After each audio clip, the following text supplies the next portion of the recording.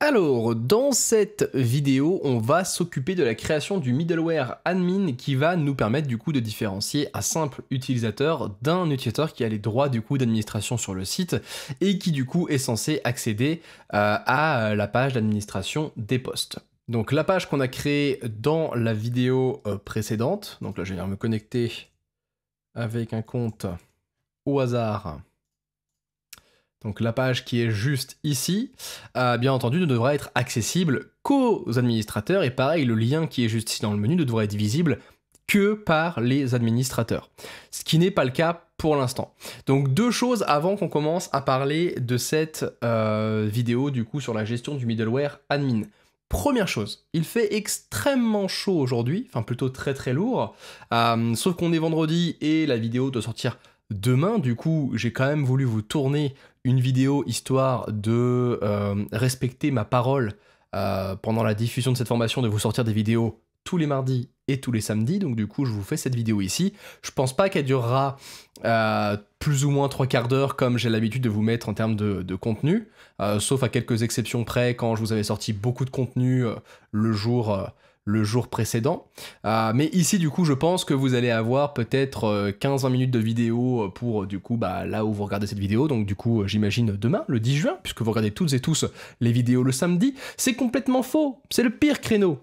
C'est complètement le pire créneau le samedi. Je m'en suis rendu compte pendant la diffusion de cette formation et du coup, on enlèvera ce créneau dans le futur parce qu'en fait, les gens le week-end, j'ai l'impression, ont autre chose à faire que du Laravel, ce qui n'est pas un problème en soi, je le conçois totalement.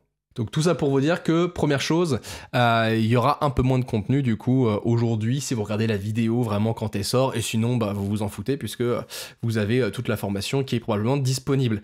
La fin de la formation devrait sortir soit mardi, donc là on est vendredi 9, donc on sera le 13, donc soit le 13 juin, soit le samedi qui va suivre, tout simplement. Donc je ne sais pas encore. Si j'aurai le temps de tout tourner, de tourner toute la fin lundi, puisqu'il y a encore une grosse vidéo à voir ensemble, donc du coup je préfère pas m'engager. On part du principe que la fin ça sera samedi de la semaine prochaine, donc du coup dans une semaine pour vous si vous regardez cette vidéo le jour J.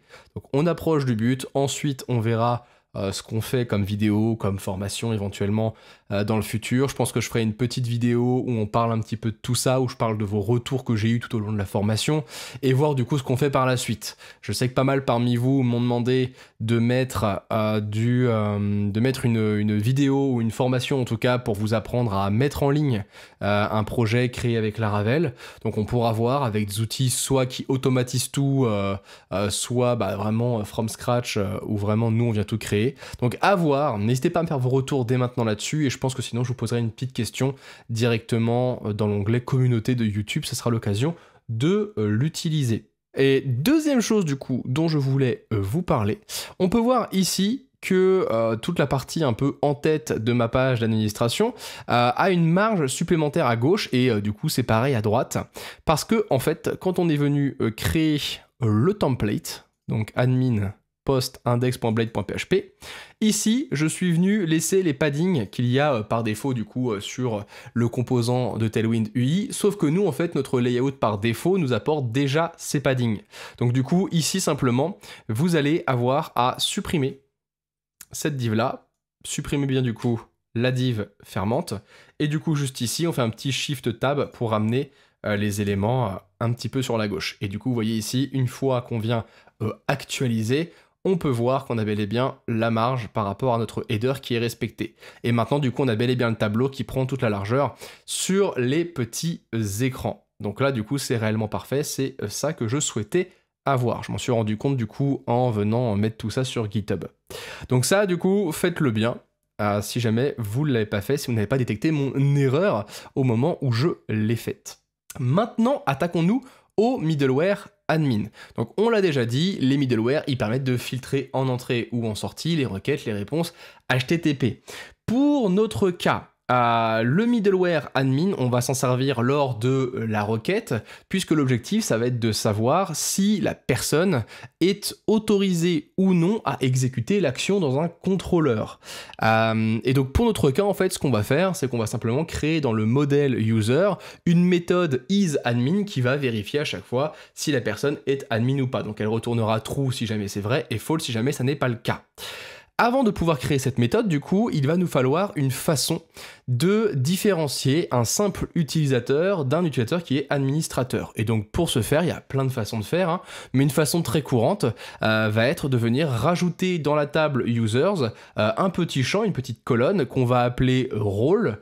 Et du coup, si jamais le role est égal par exemple à la chaîne de caractères default, dans ce cas-là, c'est un compte par défaut, un simple utilisateur. Et si jamais role est égal à admin par exemple, et bien du coup le rôle de la personne est administrateur et du coup ma méthode isAdmin devra retourner true, tout simplement.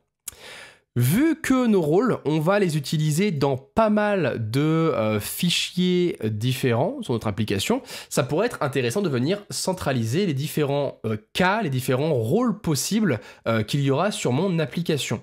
Et donc du coup, depuis PHP 8.1, nous avons la chance en PHP de pouvoir créer nos propres types de valeurs grâce aux énumérations. Donc les énumérations, il y a une documentation très complète dessus sur la magnifique doc de PHP. Si jamais c'est quelque chose que vous ne connaissez pas du tout et que vous voulez une vidéo vraiment très détaillée sur le sujet, je me ferai un plaisir de vous faire une vidéo dédiée à ça. Je pense que sur YouTube ça marche plutôt bien ça, peut-être même mieux je pense que les formations complètes, je dirais même que j'en suis plutôt sûr. Donc ça me dérangerait pas, ça me ferait même très plaisir de vous faire une vidéo dédiée simplement juste aux énumérations PHP pour les voir de bout en bout et voir tout ce qu'on peut faire avec. Ici du coup on va simplement regarder rapidement la syntaxe et ensuite du coup on va venir l'utiliser dans notre projet. Donc, les énumérations, ça vous dit peut-être rien comme ça, mais en réalité, PHP inclut par défaut un nouveau type, grâce à une énumération qui est présente nativement avec PHP. Et donc, cette énumération, c'est simplement le type booléen.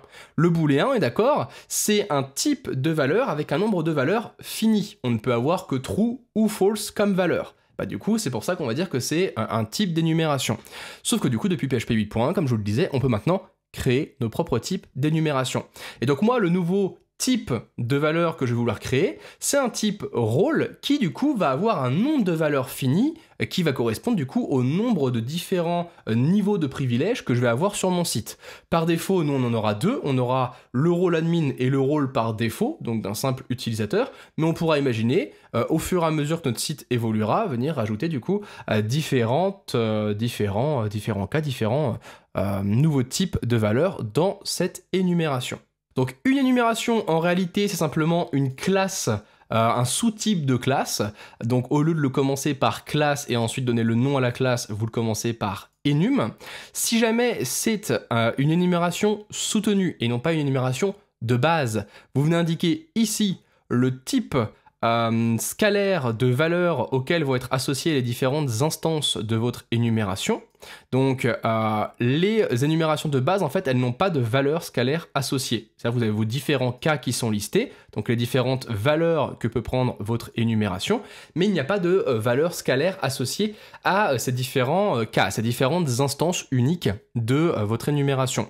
Le souci, c'est que on ne peut pas enregistrer dans une BDD, par exemple, une instance d'une classe. Donc forcément, si jamais on veut enregistrer quelle valeur de l'énumération avait, je sais pas, un utilisateur par exemple pour nous dans une table, et bien du coup on va devoir lui associer un type scalaire. Et donc du coup pour l'instant avec PHP, on ne peut avoir que deux types scalaires associés du coup aux différentes instances de notre énumération. C'est les types chaîne de caractères comme on a là, et également le type entier. Donc là vous indiquez int et du coup vous pouvez associer un nombre entier aux différents cas. Et donc je vous le disais, les différents cas, c'est bizarre hein, comme ça, puisque vous êtes sûrement plus habitué à voir le case, par exemple sur les Switch.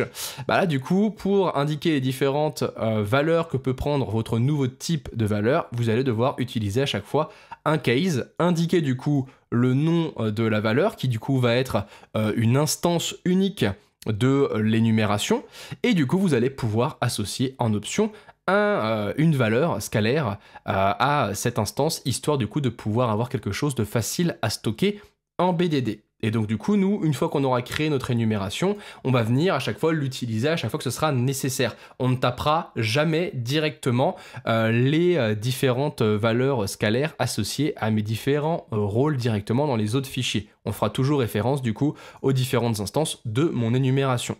Donc si là, ça vous paraît être complètement fou ce que je vous raconte et que vous ne comprenez plus rien et que vous voulez arrêter le PHP et partir sur du JavaScript, calmez-vous. Encore une fois, c'est normal, les énumérations c'est un peu particulier, on n'était pas habitué à ça en PHP, et du coup si vous voulez une vidéo vraiment dédiée à ça, où on passe une demi-heure, 3/4 d'heure s'il le faut, sur les énumérations en PHP, et bien du coup on le fera avec grand plaisir, je ferai plein d'exemples pour que vous compreniez bien comment ça fonctionne.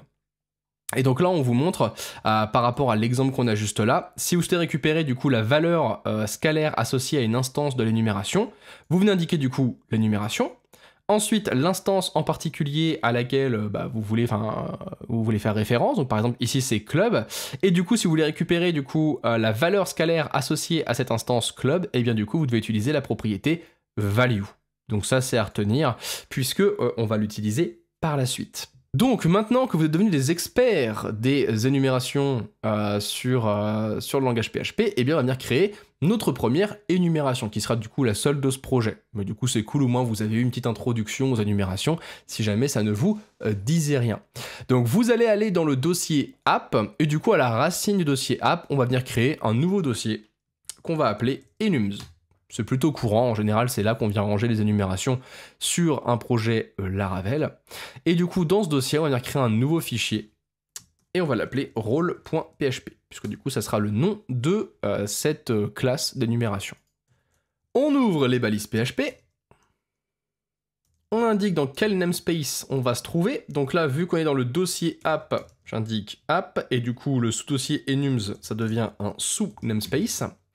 Et ensuite, on va créer notre énumération. Donc vous indiquez enum à la place du coup de classe. Vous indiquez le nom de votre nouveau type de valeur. Donc sachez, là, on n'en parle pas trop, mais sachez que du coup, vous pourrez typer, par exemple, vos paramètres de méthode avec du coup maintenant cette énumération pour vous assurer que quelqu'un a bel et bien passé une instance de cette énumération en argument lors de l'appel de la dite méthode. Ici, on va pas rentrer là-dedans puisque là, on rentre vraiment dans l'utilisation de ces énumérations et c'est pas l'objectif ici de cette formation.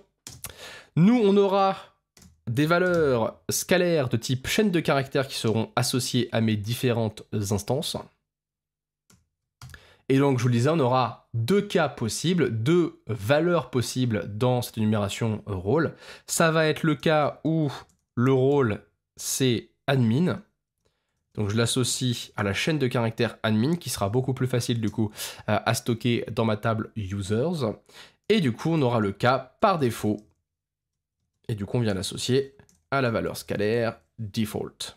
Là, on est impeccable, et du coup, maintenant, on va pouvoir venir utiliser cette énumération partout où on va en avoir besoin pour gérer, du coup, les rôles sur notre application. Je vous invite donc à venir sur votre terminal, et du coup, on va venir faire une nouvelle migration pour venir, du coup, rajouter le petit champ à notre table user pour ajouter, du coup, le rôle. Donc, PHP artisan, make migration.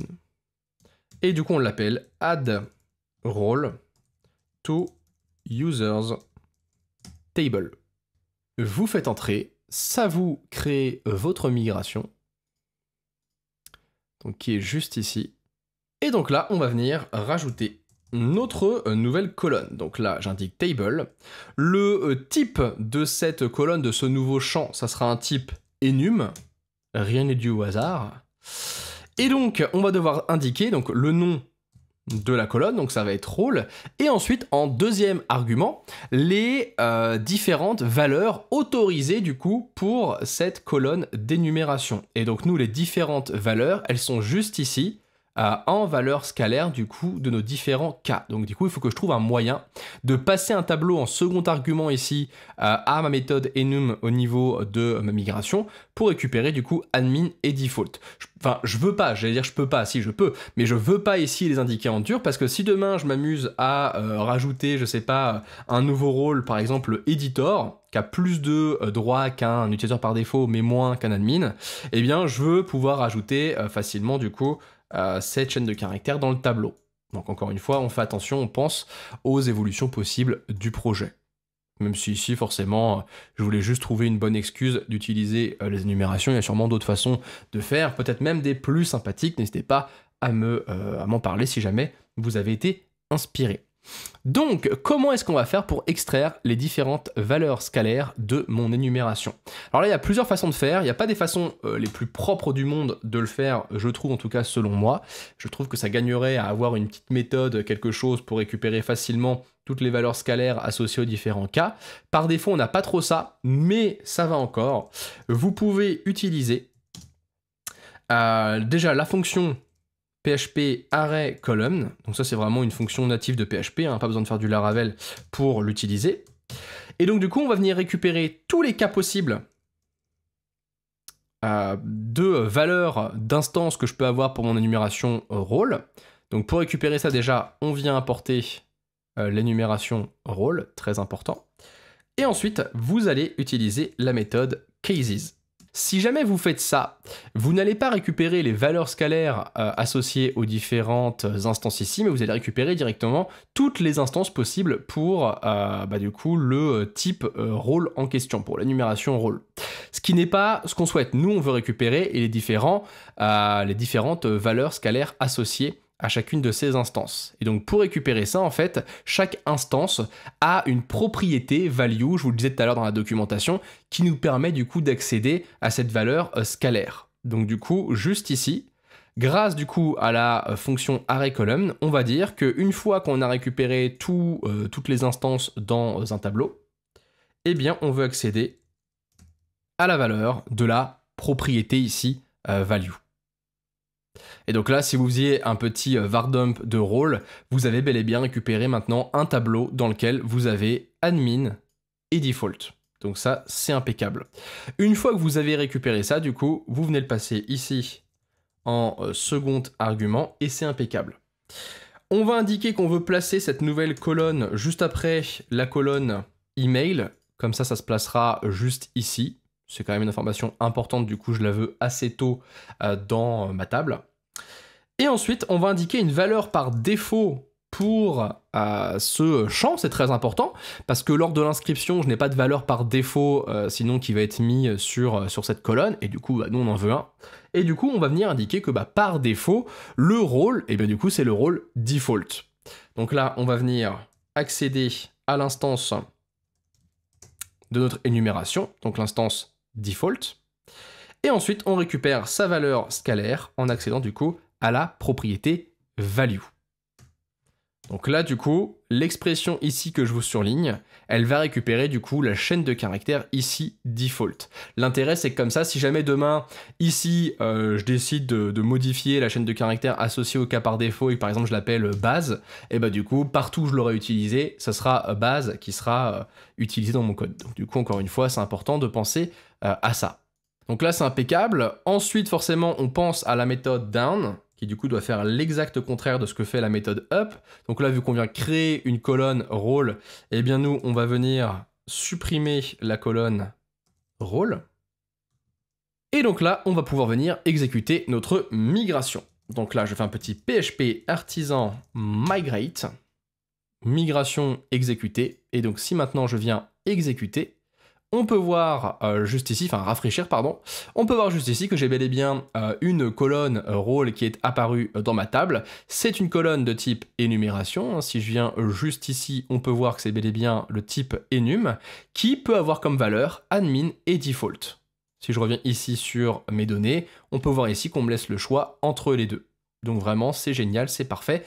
Côté BDD, on est parfaitement calé, et tout ça du coup en ayant utilisé à 100% mon énumération. Il est donc temps maintenant pour nous de venir gérer la fameuse méthode isAdmin dans mon modèle user. Donc je viens dans app, je viens dans modèle, je viens dans user. Maintenant que du coup j'ai un champ rôle dans ma table, je vais avoir accès du coup à une propriété rôle sur mes instances de mon modèle. Donc ça c'est juste impeccable. Et donc je vais venir la créer juste ici, donc tout en bas. Hein. Public function isAdmin, qui doit naturellement du coup renvoyer un booléen. Donc on vient typer le retour, on essaye de faire ça proprement quand j'y pense. Et du coup, on va simplement regarder si la propriété role, donc this role, est bien strictement égale à la valeur scalaire qui est associée à l'instance unique de mon énumération rôle admin. Donc là, vous faites ça et vous accédez du coup à la valeur scalaire. Donc là, j'ai pas importé l'énumération. Impeccable. Donc là, ça fonctionne impeccable. Ça peut être intéressant quand on va venir directement donc récupérer dans notre table les différentes instances de notre modèle user. Donc par exemple pour l'utilisateur actuellement authentifié, quand on va récupérer l'instance qui correspond à celui-ci, ça pourrait être intéressant de venir caster la valeur de rôle et de dire que cette valeur en fait c'est forcément une valeur scalaire associée du coup à une instance de mon énumération. L'intérêt c'est comme ça j'aurais plus qu'à utiliser role_admin ensuite ici dans la méthode isAdmin plutôt que role_admin value, puisque du coup ici j'aurais récupéré l'instance grâce au cast et j'aurais pas du coup simplement la valeur scalaire. Et donc forcément Laravel a tout prévu pour ça. Ici dans la petite propriété protégée cast, on va venir indiquer role. On indique que notre propriété role, on veut qu'elle soit castée comme étant du coup une instance unique de l'énumération rôle. Et donc pour ce faire, vous indiquez simplement le nom complet de votre énumération. Donc rôle classe. Et du coup là, grâce à ça, automatiquement, si jamais la valeur scalaire contenue dans le champ rôle était égale à admin, dans ce cas-là, je vais automatiquement récupérer l'instance du cas admin. Et si jamais du coup la valeur scalaire était default, dans ce cas-là, je vais récupérer l'instance directement rôle default. Ça veut donc dire que juste ici, j'ai pas besoin d'utiliser role_admin value, mais simplement role_admin. C'est un petit peu plus propre de faire ça comme ça. Donc là, ma méthode est totalement prête. Ici, si jamais du coup le rôle correspond bel et bien du coup à l'instance admin de mon énumération rôle, dans ce cas-là, je récupère true, et sinon je récupère false. Donc là, c'est impeccable. Je n'ai plus du coup qu'à venir créer mon petit middleware. Donc là, je fais un petit PHP artisan. Et pour créer du coup un middleware, bah du coup, on utilise la commande make :middleware. Est-ce que c'est pas fou? Je pense pas, du coup. Vous commencez à être habitué. Et du coup, ensuite, vous donnez un nom à votre middleware. Vu que moi, c'est un middleware qui est censé gérer l'accès aux administrateurs, et bien du coup, je l'appelle admin. Et donc l'objectif de ce middleware il sera très simple, si jamais la personne a bel et bien son champ rôle qui est égal à admin, dans ce cas-là on le laisse passer, et sinon pour toutes les autres valeurs, et bien en ce cas-là on le redirigera vers son espace membre par exemple, pour lui faire comprendre tu n'es pas le bienvenu ici. On pourrait gérer d'autres types de réactions, mais moi je trouvais que c'était le plus simple et le plus classique à faire. Donc là c'est créé, donc vous allez dans app http middleware, et du coup vous avez votre nouveau middleware juste ici qui est apparu. Et donc on va venir gérer la logique qui va permettre de laisser passer ou pas mon visiteur dans la méthode handle. Donc concrètement, si vous faites un return de next request ici, donc du coup la closure que vous êtes venu passer en paramètre, ça veut dire que du coup la personne a passé la vérification, elle passe au-delà du coup du middleware, et si jamais du coup vous retournez autre chose, et bien dans ce cas-là c'est qu'elle n'a pas passé ce stade de vérification, elle n'est pas administratrice. Donc là on va venir faire une petite vérification.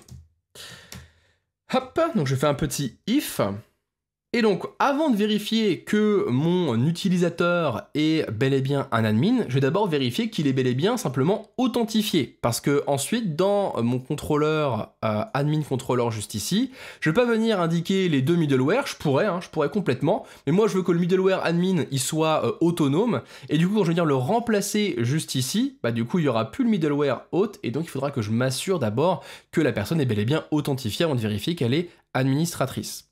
Donc je vais d'abord vérifier ça. Donc pour vérifier ça, rien de plus simple. Vous passez par la façade auth et vous utilisez la méthode check. Donc la méthode check, elle retourne true si la personne est bien authentifiée et false si jamais elle ne l'est pas. Et ensuite, on vient vérifier si la personne est bel et bien un admin ou pas. Et donc là, pareil, vous venez récupérer l'utilisateur actuellement authentifié, donc avec la façade auth et la méthode user, et du coup, vous venez utiliser notre méthode isAdmin. Donc là, pareil, vous avez un faux positif, rassurez-vous, la méthode existe bel et bien et sera bel et bien prise en compte. Donc c'est la méthode qu'on a créée juste ici. Et donc là, si jamais tout ça est évalué comme étant vrai, dans ce cas-là, je suis bel et bien face à un administrateur authentique. Dans ce cas-là, on peut passer éventuellement au prochain middleware ou alors à l'exécution d'autres actions en fonction de ce qu'il y a après. Si jamais ça n'est pas le cas, dans ce cas-là, je ne vais pas venir exécuter mon return, du coup je vais passer à la suite de mon if, et du coup, si jamais je suis passé à la suite, c'est que je ne suis pas administrateur, dans ce cas-là, je viens rediriger mon utilisateur vers la page d'accueil de son compte, donc vers la page home. Et dans mes souvenirs, on l'a déjà vu ensemble, mais dans les providers, au niveau de root service provider, on a juste ici du coup l'URI qu'on doit utiliser du coup pour la page home qui est utilisée par défaut partout. Du coup on va simplement venir utiliser la valeur de la constante home pour avoir de façon dynamique la récupération de l'URI/home. Comme ça si demain on vient la modifier, ça sera modifié partout, notamment du coup dans le middleware admin. Donc là je viens utiliser le root service provider et du coup je viens accéder à la constante home. Là le middleware est maintenant fin prêt. Je vais venir du coup l'ajouter dans le kernel de mon application, donc dans app http kernel.php, vous voyez il est vraiment à la racine du dossier http, donc vous allez dessus, et ensuite vous descendez, et là vous avez du coup les différents alias sous lesquels on va pouvoir utiliser nos middleware, et donc nous du coup on va venir l'ajouter ici pour avoir un alias pour l'utiliser facilement, le mieux du monde. Donc je vais le mettre en première position, vu que c'est par ordre alphabétique. Je vais l'appeler admin, ça paraît relativement logique. Et du coup, je viens indiquer admin. Boum. Donc je viens importer mon middleware, et du coup, je donne son nom complet. Donc soit vous venez l'importer directement ici, soit ici, vous faites un coupé, vous enlevez tout ça. Et pour suivre du coup la même convention que ce qui est en dessous, vous venez indiquer ici un petit backslash, et boum, vous mettez du coup le nom complet de la classe directement juste ici. Comme ça, du coup, on respecte les mêmes conventions que les alias qu'on a juste en dessous. Donc moi, ça me paraît pas mal comme ça. J'enregistre. Et donc maintenant, je vais pouvoir venir dans admin controller, et du coup, juste ici, je vais remplacer auth par du coup l'alias de mon middleware que je viens de créer, du coup admin. Et en faisant simplement ça maintenant, toutes les méthodes que j'ai juste ici, donc toutes les actions que j'ai juste ici, donc dans ce contrôleur, et bien du coup vont devoir passer en amont par le middleware admin et du coup respecter la condition qui est juste ici. Donc si jamais la personne n'est pas un admin, dans ce cas-là, elle va se faire refouler et se faire rediriger vers la page d'accueil du compte, comme on peut le voir juste ici. Donc là, revenons tester tout ça. Ici, je viens simplement actualiser, voir si j'ai encore accès. J'actualise, et là, devant nos yeux absolument choqués, nous n'avons plus du tout accès à cette page. Donc là, vous voyez, quand je clique, je suis automatiquement redirigé. C'est absolument honteux. On va venir modifier notre rôle pour vérifier si, une fois que je suis admin, si j'ai toujours accès à la page, sinon c'est qu'il y a un problème. Donc là, je me mets admin, je viens commit ces changements-là. Donc maintenant, le compte sous lequel je suis connecté est maintenant bel et bien admin. Et donc si maintenant je viens sur gestion des postes, vous pouvez voir que vous avez bel et bien de nouveau accès ici à l'interface d'administration du blog. C'est donc que tout fonctionne parfaitement, bravo à vous. Et donc pour nous ici, la seule façon qu'on aura de faire passer un compte en admin, ça sera directement ici, depuis notre table, donc du coup on est relativement sécurisé. On pourrait bien entendu imaginer ajouter une interface par la suite seulement accessible aux administrateurs pour que eux-mêmes puissent créer de nouveaux comptes administrateurs sans directement devoir se connecter ici à notre interface graphique. Ça sera un peu plus agréable. Forcément nous ici on est sur un tuto, du coup on va pas s'embêter avec tout ça, mais du coup naturellement vous pourriez imaginer créer ça par la suite. Il nous reste une dernière chose à venir gérer. Ça va être du coup le lien juste ici. Forcément, ce lien, je vais vouloir venir le cacher si jamais notre utilisateur n'est pas un admin. Ça n'a aucun sens de lui laisser ici afficher. Donc là, ce qu'on pourrait faire, c'est soit créer une petite directive maison, comme on l'avait déjà fait, par exemple, avec le datetime. Il y a maintenant beaucoup de vidéos. Ou alors, vu qu'on va l'utiliser à un seul endroit, on vient directement faire une petite condition avec une directive blade if. Donc nous, c'est ce qu'on va faire. Mais si vous vouliez avoir plusieurs endroits où l'affichage est conditionnel par rapport au fait d'être admin ou pas, bien, dans ce cas-là, je vous encouragerais à venir créer une petite directive blade comme on l'avait fait dans le passé. Donc là, je vous invite à venir sur ressources, sur views. Vous allez aller sur layout, donc c'est le layout par défaut.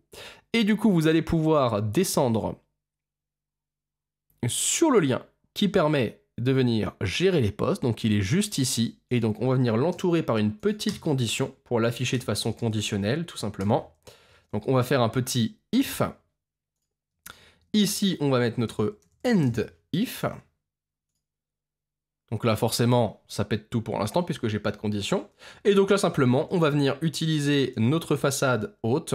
J'accède à l'utilisateur actuellement authentifié et du coup, je vérifie simplement est-ce qu'il est bel et bien admin. Si jamais c'est le cas, j'affiche le lien. Si jamais c'est pas le cas, je ne l'affiche pas. Donc là, vous voyez ici, c'est en place. Ici, si je regarde, j'ai bel et bien mon lien parce que actuellement j'ai un compte admin. J'ai accès ici à mon interface d'administration. Par contre, si jamais je viens ici, que je repasse mon compte en compte par défaut et que je viens commit tout ça pour le valider, et que je vais maintenant ici actualiser, déjà je n'ai plus accès du coup à la page, et si je viens ici en haut à droite et que je regarde, on peut voir que le lien a bel et bien disparu. C'est donc la preuve que tout a fonctionné impeccable. C'est donc tout pour cette vidéo. Maintenant, on sait différencier un admin d'un simple utilisateur et on a su du coup empêcher les utilisateurs par défaut de venir s'occuper de l'administration de nos postes et ça du coup c'est juste parfait. Pareil, côté autorisation, il y a un paquet de trucs que on peut voir ensemble avec Laravel, notamment au niveau des gates et des class policies, des politiques tout simplement. Donc du coup, ça pourrait être intéressant de vous faire également une petite série de vidéos dédiées vraiment à la gestion des autorisations, à la sécurité de vos applications. Encore une fois, le choix des possibles est relativement conséquent. C'est ça qui est frustrant, c'est que je ne peux pas tout faire rapidement. J'aimerais bien vous parler de plein de trucs, mais forcément, ça va prendre un petit peu de temps. Et en fonction du coup de l'orientation que prendra la chaîne dans les mois, les années à venir, bah, du coup peut-être que des concepts ne verront jamais le jour, en fonction aussi de ce que je vois qui me fonctionne ou pas, parce que je me rends compte que des vidéos que je pensais voir fonctionner ne fonctionnent pas trop bien, d'autres que je pensais voir flopper et que je faisais juste pour mon bon plaisir dans la formation finalement fonctionne bien. Et du coup je me rends compte en fait que les gens aiment bien avoir des trucs un petit peu à la carte sur YouTube, pas forcément suivre une formation de A à Z, mais ils vont plutôt focus sur 2-3 vidéos qui les intéressent. Et c'est pas un problème, mais du coup c'est pas une habitude que j'avais pris en compte, que je connaissais de YouTube, et donc du coup forcément je chercherai à m'adapter un petit peu là-dessus dans les semaines, mois à venir, histoire de faire un contenu qui est le plus vu possible, parce que même si mon objectif c'est de vous apprendre un max de trucs et d'avoir une communauté la plus large possible avec laquelle on peut s'amuser à faire ce genre de trucs, bah forcément si une vidéo est quasiment pas vue, ça fait un petit peu mal d'avoir passé des fois des heures dessus pour qu'elle fasse 10 fois moins de vues que certaines autres vidéos. Donc voilà, du coup on s'adaptera dans les mois à venir pour ce genre de choses. Pour l'instant je pense que dans les prochaines vidéos qui suivront cette formation, on restera je pense sur du Laravel, en tout cas sur du PHP c'est sûr, parce que j'aimerais bien aussi vous faire des petites vidéos PHP justement par exemple sur les énumérations. vous expliquer, vous voyez, des concepts un petit peu, ou faire une grosse vidéo sur le typage depuis PHP 7, qu'on revoit un petit peu tout ce qui s'est passé depuis PHP 7 au niveau du typage, enfin des trucs un peu comme ça. Passer en revue également les différents design patterns, dans des cas concrets, donc d'abord de façon théorique et ensuite de façon concrète. Enfin, il y a plein de choses qu'on peut faire également juste en PHP classique, quoi, qui correspond pas forcément à Laravel. Donc voilà, on verra avec le temps. J'ai plein d'envie, et ce sera du coup un petit peu à vous aussi de me dire ce qui vous intéresse pour qu'on puisse faire des trucs sympas ensemble. Donc c'est tout pour cette vidéo. Dans la prochaine vidéo, on va s'occuper du coup du formulaire de création d'un poste. Donc là, je vous invite, si jamais c'est pas le cas, à vous passer votre compte sur lequel vous êtes connecté en administrateur, à commit tout ça. Comme ça me permet ici de réaccéder à l'interface d'administration.